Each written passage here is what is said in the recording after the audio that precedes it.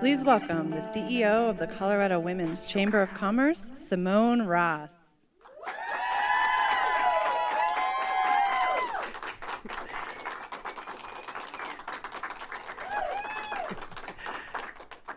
Hello, and welcome to the CWCC and TARRA State of Women in Business live stream event presented by Amazon. I am Simone Ross, the CEO of the Colorado Women's Chamber of Commerce and the Executive Director of the Colorado Women's Chamber Foundation. For the past 9 months, the Colorado Women's Chamber and our partners at TARRA, a women's professional community, have been up to something. As the pandemic erupted in the spring of 2020, we saw 4.3 million Americans quit their jobs. Schools, daycares, and senior care facilities closed, and the majority of the caregiving burden landed on women. 3.5 million mothers with school-age children either lost jobs, took leaves of absence, or left the labor market altogether. Still today, 25% of women are considering leaving or downshifting their jobs. Tens of millions of working women in low-wage jobs still struggle to afford rent, food, utilities, and other necessities. The inequities are prolific. The broken rungs in the corporate ladder are leaving women dangling over oblivion. The glass ceiling is further away than ever before. The leaky pipeline has burst. Seeing this devastating impact on women in the workplace, we knew that our two organizations that are both committed to supporting, elevating, and advancing women in business were poised to activate our communities to actually do something about it. We decided to embark on a listening tour of sorts. We held 4 executive roundtable events that brought important people in the room, virtually of course. We discussed what we can do better as a community to help get women back to work. These important people were policymakers and leaders of industry, as well as hourly workers, parents, individuals who have been historically marginalized, and others experiencing the negative impacts of this pandemic. We also teamed up with Metropolitan State University of Denver and their researchers to record and identify themes that we were seeing, to discover new data, and to help us come up with tangible solutions that the business community and individuals can implement to mitigate some of the losses and address the challenges women still face. Today, we'll be reviewing the research and MSU Denver's recommendations for solutions. And the truth is, it's time to do something. Thank you for being here for this. Thank you for being advocates, allies, and megaphones to help us share this data and activate on these solutions. At the CWCC, we are committed to supporting this work and have developed a platform for all of our outreach and advocacy this year, which includes making Colorado the #1 state for advancing women in business and keeping equity at the center of everything.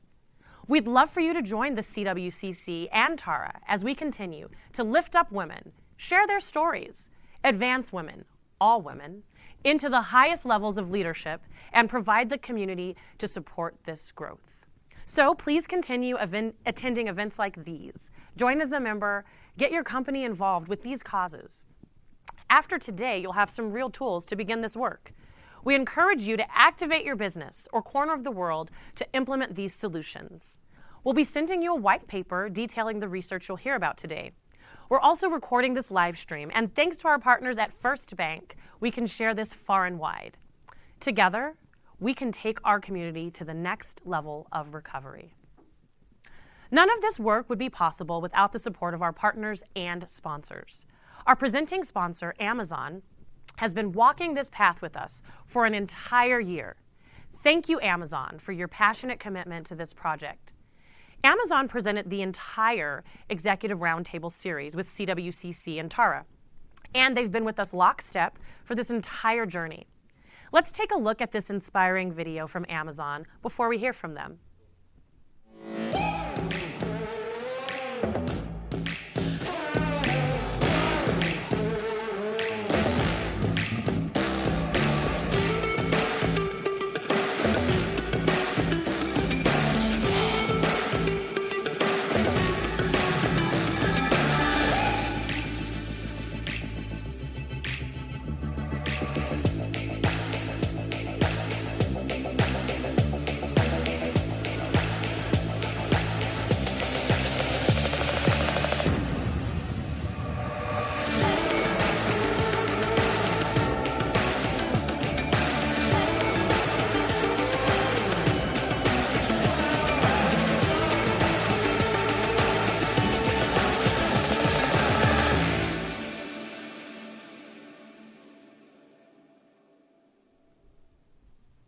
Here to speak on behalf of Amazon is our friend and partner, Brittany Morris-Saunders, Head of Community Affairs. Welcome, Brittany. Thank you, Simone. Hello, everyone. My name is Brittany Morris-Saunders, and I'm Head of Community Affairs for Amazon in the Denver region. On behalf of our 20,000 Amazon employees throughout Colorado, we are delighted to be the presenting sponsor for today's State of Women in Business event. Amazon strives every day to be a top employer for women, which make up 45% of our global workforce. Today, women lead many of our biggest and most important businesses, including our overall delivery experience, Amazon Fresh, Amazon Web Services public sector, and more. We know that representation matters. Since 2019, 3 women executives were added to Amazon's senior leadership team. In addition, 50% of Amazon's independent board members are women, one of the most diverse in tech. In the United States, we've eliminated the gender gap.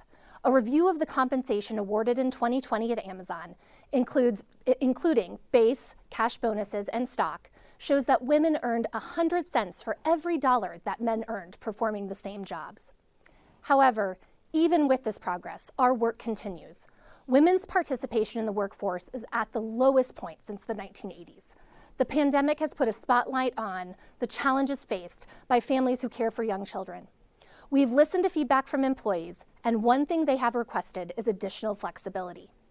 In November, we announced the launch of Amazon Family Flex, a program that provides new and current employees flexibility and expansive benefits for themselves and for their families. Some of the options include remotely swapping shifts ahead of time or at the last minute by easily using Amazon's internal mobile app or their own desktop site. We also created Anytime Shifts, a flexible option that gives employees in select roles the opportunity to pick the preferred schedule that works best for them. More than 100,000 employees in the US have already utilized this benefit. Last summer, we launched the Amazon Returnship Program. This initiative offers a clear path to return to work for professionals who have been unemployed or underemployed for at least 1 year, helping them to restart their careers at Amazon. Through this program, we hire candidates for 16 weeks and provide a risk-free, supportive environment that eases the transition back to work. We offer coaching and mentoring and even childcare that starts at the recruitment and interview process and continues every day of the program as participants work on a set project plan with clear goals. At the end of the returnship, we extend an offer for full-time roles to participants who excel and see a future at Amazon. Thank you for your time today. We welcome the opportunity to partner with the Women's Chamber and all of you on additional ways to address the Shecession and support our women workforce throughout Colorado. Hope you enjoy the rest of the program. Back to you, Simone. Thank you, Brittany. And thank you, Amazon, for being such dedicated partners of ours and trailblazers in implementing equitable policies in the workplace. I'd like to also recognize one of our other dedicated partners, First Bank. First Bank is our premier access sponsor today, and their support will allow us to take this live stream recording and make it available to the masses. CWCC and TARRA are incredibly grateful to be able to make this information accessible and readily available. Thank you, First Bank. We would also like to recognize our sustaining sponsors, Health One and Holder FCI, a joint venture. Thank you to both of these organizations for helping us bring this important event to you. Next, we have a very special guest who we're thrilled to have in our corner. The governor of the state of Colorado, Jared Polis, is here to share a few of his thoughts on making Colorado healthier, safer, and more affordable than ever. Good morning, everyone. Thank you to Simone Ross, CEO of the Colorado Women's Chamber of Commerce and Executive Director of the Colorado Women's Chamber Foundation, Kate Bailey, CEO of TARRA. I'm really happy to join you today. I'd also like to thank Colorado's business community, our female-led businesses. Thank you for your work to help women not just get back to work, but get back to work even better than before. These last 2 years have been tough. And in many cases, with the challenges in childcare and education, women have been particularly impacted. Now, I'm proud of the work in Colorado we've done to keep our schools open and to give women the support they need, from the workplace to the home. But we're not done yet. From increasing affordable housing to expanding access to mental health care, investing in our workforce, affordable childcare, We're going to continue our work to make Colorado healthier, safer, more affordable for everybody. That's why my budget proposal includes the creation of a Colorado Equity Office that makes sure that we have a way to measure our success towards achieving gender equity in the work environment. We're also supporting Colorado businesses and workers by proposing a historic $600 million investment in the Unemployment Trust Fund to prevent costly payroll tax increases. It'll help go a long way towards alleviating the pressures many businesses face. Support Coloradans who are balancing a career and a family. We're focused on delivering affordable, quality childcare, including free universal preschool, starting in fall of 2023. In addition to creating the Department of Early Childhood and implementing universal preschool, saving families an average of $4,000 a year, we're also looking to expand child care access at sites across the state. We've helped providers expand capacity, and now we're looking to build on this investment to services in connecting qualified childhood professionals with available jobs, offering retraining and upskilling to meet the needs of today's and tomorrow's Coloradans. Those are just a few of the ways that we're working to support Colorado women in the workforce as they navigate this next chapter. I know that we can deliver real results to make this one of the best years for women in business. And by the way, this year, we look forward to making it free to start a business. That's right, rather than paying a fee to incorporate and take out your papers, we want to encourage entrepreneurship and remove that barrier to success. And it might not sound like a lot to save that $75 or $100 filing fee, but if your entire startup budget is $500, that $100 means an awful lot. And it should go towards growing and expanding your business, not towards paperwork in starting that business. I don't know about you, but I'm feeling 22. Everything will be all right. We know what we got to do. Thank you. I'm sorry, did the governor just quote T. Swift? Okay, Governor. He is feeling 22, and so I guess we are too. Despite the challenges we all faced in a post-Shecession economy, the CWCC and TARRA were incredibly fortunate to strengthen an existing partnership with research partner Metropolitan State University of Denver. We are stronger and more informed thanks to their support and wisdom. Today, we're excited to share with you the highlights of their year-long review of how women were impacted by the COVID-19 pandemic and its repercussions felt across the economy, with a vision toward creating something better and more equitable for all women. I'd like to now introduce you to the remarkable leader behind this vision, Metropolitan State University of Denver's president, Dr. Janine Davidson. Thank you, Simone. And thanks to the CWCC and TARRA for hosting this important event. MSU Denver is thrilled to be a part of this research and to be at the forefront of addressing how our workplaces, institutions, and systems support and advance women in leadership. When we embarked on this project with CWCC and TARRA, we knew that we were dealing with a once-in-a-lifetime crisis impacting women at all intersections. And I am so proud that our scholars were able to contribute to this monumental undertaking and produce actual marching orders for the business community on ways to implement real change. Dr. Annie Butler, professor and chair of the Department of Human Services and Counseling at MSU Denver, and graduate assistant Kate Hill, have been exploring the themes discovered in the 4-part CWCC and TARRA's Executive Roundtable Series for the past year. Their work is summarized in the report entitled The Great Reset, Women in the Workplace. I am thrilled to introduce Dr. Butler to you to share the results of this study and the solutions for the business community to put into practice right away. Please welcome Dr. Annie Butler. Thank you so much, Dr. Davidson. I would like to thank the Colorado Women's Chamber of Commerce, TARRA, and MSU Denver for the opportunity to delve into this data, and thank you to Kate Hill, the graduate research assistant from MSU Denver. Thank you also to the participants of the roundtable discussions and community members who made themselves available for interviews. We acted as the idea catchers for this project. We're hopeful that many of these ideas inspire you and inspire change. Before we dive into solutions, we need to have a good understanding of what some of the challenges have been for women in the workplace. As a result of the child and elder care challenges caused by the pandemic, women have had to reduce their work hours and leave the workforce altogether at 3 to 4 times the rate that men have, resulting in financial strain. women are 24% more likely than men to permanently lose their jobs as a result of the pandemic. Even before the pandemic, we knew that the workplace was not an equal playing field for women and men. An article came out in the Economic Journal entitled "Equal Pay to Men and Women for Equal Work." The article was published in 1922.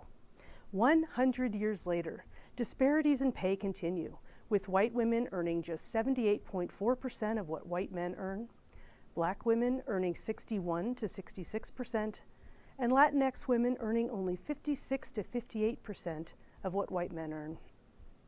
There are disparities at every level of the employment process, beginning with hiring bias. Studies show that employers view women without children as more committed and competent, and provide 7.4% more in their salary offers, and rated men with children as more committed and were offered higher salaries than men without children. 30% of women who are considering downsizing their careers or leaving the workplace altogether. This is up from 25% from early summer 2020. 40% of women have considered leaving or changing their place of employment. Additionally, women continue to experience less than ideal treatment in the workplace. They're far more likely to report being interrupted or spoken over, have their judgment questioned, and to have their emotional state commented upon than do men. Women of color report continued microaggressions and experiences of othering. Burnout in women employees has increased from 32% 1 year ago to 42% currently. Some of this has been attributed to women spending more time than their male counterparts on diversity, equity, and inclusion initiatives, as well as supporting the well-being of their employees. While this work is deemed important by employers, it's not being formally recognized, so this vital work is considered above and beyond, but often does not appear in performance reviews. Despite companies expressing more commitment to gender and ethnic diversity, women are promoted at rates far fewer than men, at every level of leadership. There is still a lack of representation of women, especially women of color, at the managerial level. There's a phenomenon called the broken rung, where men are promoted to a first-step management position significantly more frequently than women, increasing their representation at subsequent levels of management. More equal promotion practices can help to balance the pipeline of women, especially women of color, into executive leadership positions. When women of color are hired for entry-level employment, they are rarely promoted. In fact, there's a 75% drop from those early entry jobs to upper management. Women of color make up only 4% of corporations' most senior executives. This is widely attributed to far lower rates of promotion. Asian women make up 1 in 15 women in entry-level positions, but only 1 in 50 women in the most senior executive roles. Women-owned businesses, along with Black, Latinx, and immigrant businesses, have been hit hardest due to the pandemic and make up a disproportionate percentage of the loss of business revenue that's been experienced. There's a need for access to money for women-owned businesses. Women ask for bank loans less frequently than men, but when they do, they tend to be more successful. Women without cash collateral struggle getting the loans they need for their businesses.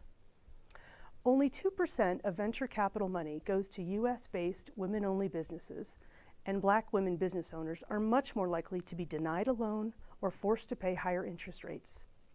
The Diana Project reported that in over 40 years of data in the United States from 1953 to 1999, there was not a single year in which women-led businesses received greater than 4% of all the venture capital invested for the year. The lovely part about being involved with the roundtable discussions has been the focus on solutions, which we are pleased to share with you today. Here are some things that we can do individually, as companies, and through government.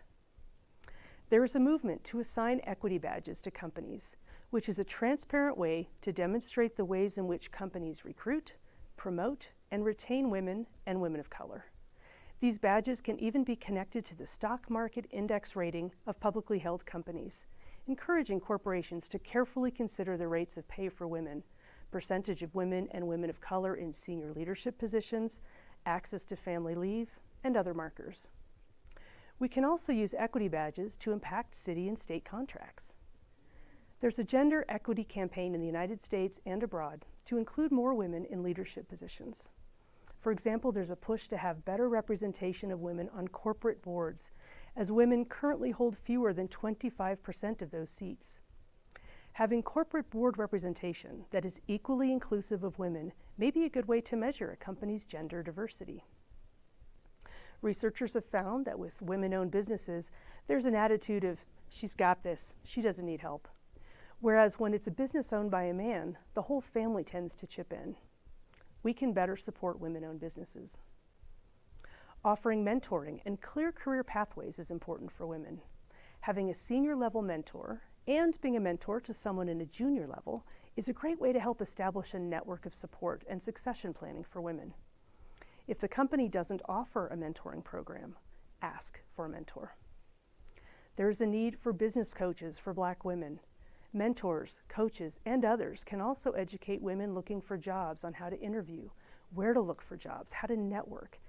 This includes identifying and highlighting transferable skills. There's a need for an employment model for hire to train for younger women and returnships for women who've been out of the workplace for a while. There are opportunities for journeyman trainings in electrical work, forklift drivers, plumbers, and more for women looking for career ideas. There are strategies to help equalize the dramatic gap in earnings. Consider offering a salary range that takes into consideration educational level and experience to take gender out of the equation. Pay women well for working from home. Telecommuting negatively affects income, while working from home can increase productivity by 13%. Pay female-dominated jobs such as human resources, public relations, marketing, and others the same rate as male-dominated positions. Earlier, I mentioned the very low percentage of women-owned businesses who have access to venture capital or other loans. Some solutions may be getting a non-predatory microloan, and the bank can match it. The city offers small business loan programs to help startup and early-stage businesses get capital. They can provide debt funding up to $400,000 and refer people to low or no-cost legal services. Women can also approach Colorado Lending Source, the IDEA Fund, Black Chamber of Commerce, small business associations, Kiva, kind of a crowdfund your dream, Paycheck Protection Program, Energize Colorado, and the Denver Office of Economic Development and Opportunity. Companies and government can provide daycare. This could be on-site or subsidized, or have the company negotiate childcare expenses, as they'll have more power and leverage than a parent. This could be renegotiated every 2 years. Companies can offer a flexible spending account so that childcare can be paid for through pre-tax dollars. Employers can examine job descriptions to ensure the ads and roles welcome women. For example, instead of requiring strong experience, perhaps the job requires the ability to think through situations.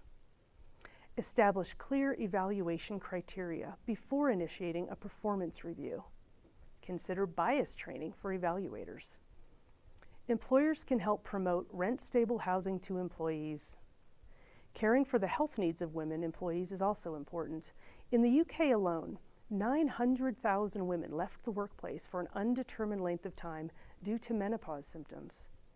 Birth control can be covered by employers, as well as mental health services, and non-restroom space dedicated to breastfeeding.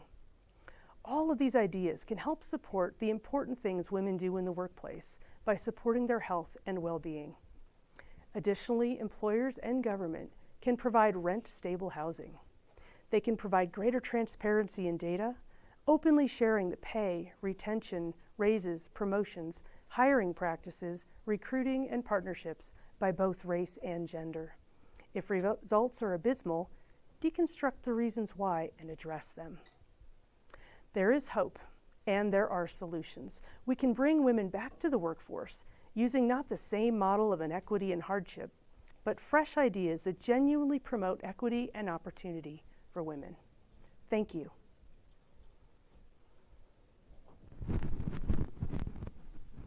Thank you, Dr. Butler, and thank you, MSU Denver, for your great work on this research. These are actionable items that many of us can put into place.